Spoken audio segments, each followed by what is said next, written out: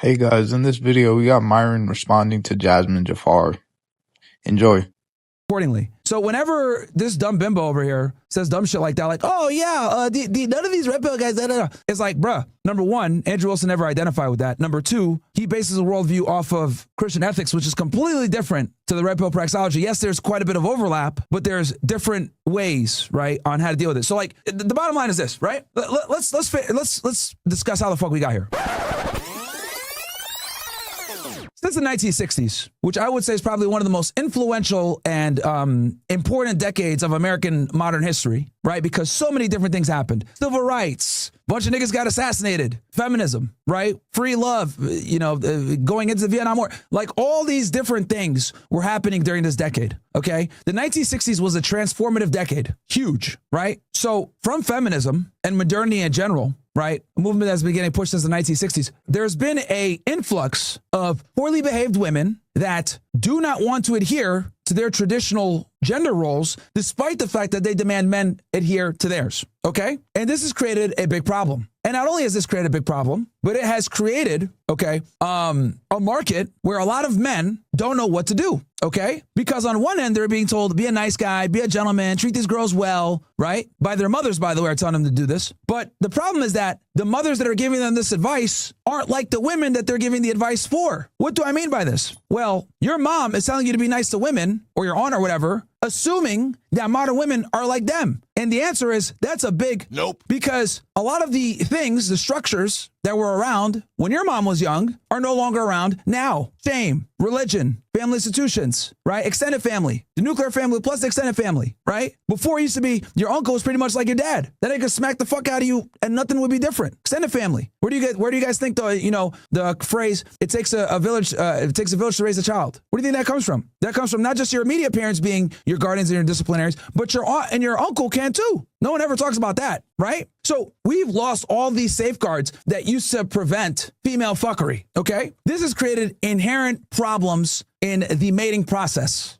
because anytime you take one component and you change its roles, you change the background, etc., you're never going to be able to put that component back into the cog machine and have it work the same way. And that's effectively what's happened here. Women got pulled out the fuck cog machine, switched around, and now they're trying to put it back in and everything is fucking up, okay? Now, due to these problems that started in the 1960s from first wave feminism, etc., second wave, whatever the fuck you want to call it, I just call it feminism, okay, stupidity. Stupid. Due to these problems, different groups of men have identified this problem, okay? I think it's pretty confident to say myself versus someone who's a devout Muslim, someone who's a devout Christian, and someone who's a devout Jew, someone who is a devout, any of the Abraham religions, mostly. I think we've all come to the same conclusion that modern day women are cooked. Welcome, punch! Okay, we've all identified the same issues. Now, when it comes to the solutions, this is where we differ, okay? Andrew believes in Christian ethics. Cool. I believe that you need to have red pill awareness on female nature and that women are designed a certain biological way and you need to prepare yourself for the new normal because the conventions that used to be put in place before that kept women from behaving this way are gone. Shame, family, the fear of not getting married, religion, the church, all of these institutions that used to be in place to keep women in check, cooked. And since we don't have any more buffers, this is why women behave the way that they do. This is why you got a bimbo like this chick right here who literally went to law school, became a lawyer, according to her, let's go off what she says, and still decided to sell her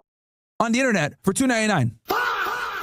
Okay? That is unheard of. But in today's day and age, women have no shame. Absolutely no fucking shame. None. And when you take away shame, that is the greatest tool to get women to comply. Shame is by far the best way to get women to comply. But since there's no more shame, we cook, bro. Fatality. And as a matter of fact, I'll take it a step further. The express purpose of feminism was to remove shame from poor behavior. I'm going to say that again for you niggas.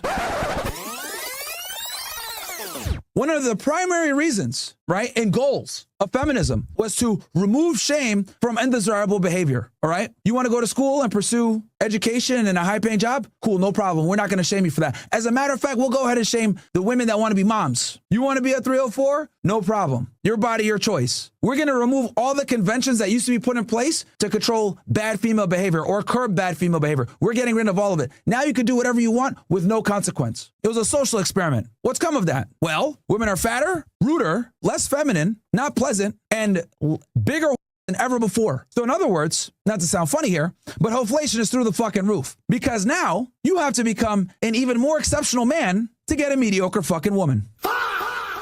That's where we are. 21-year-old girls with a fucking 21 body count want you to make $21,000 a month, bare minimum, be over 6'3", good-looking Chad, to maybe date her. Take her out to some fucking steakhouse or some shit. Absolutely ridiculous. You have to be a fucking 8, 9, 10 out of 10 as a dude to have access to fucking 5s and 6s that are not only not even that hot, but they're ungrateful, they're rude, they're entitled, they don't respect masculinity, despite the fact that they want you to still pay for the dates.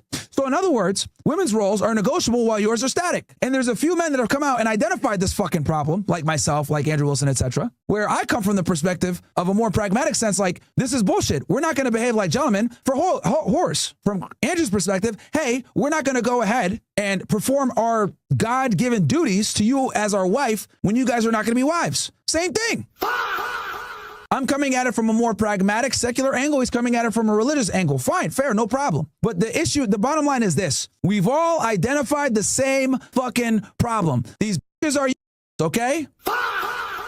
Straight up, that's the problem. We might come up with different diagnoses for it, come up with different strategies to combat it, but we've all identified the same fucking problem. There's a reason why you niggas are watching me at 11 o'clock at fucking night. There's a reason why my tweets and my TikTok and not my TikTok, my Instagram and shit like that goes viral when I talk about this shit. Because there's not many people out there that are willing to talk about these ugly truths when it comes to female nature and hypergamy. Not many. And on top of that, not enough people can not just diagnose it, identify it, and talk about it, right, at a damn near nauseating level. But this information is actually fairly difficult to find, right? Obviously, we have our little community here, people that watch, and, you know, you guys are aware. Bro, for every one dude that's aware of this bullshit, there's 100 niggas that aren't. For every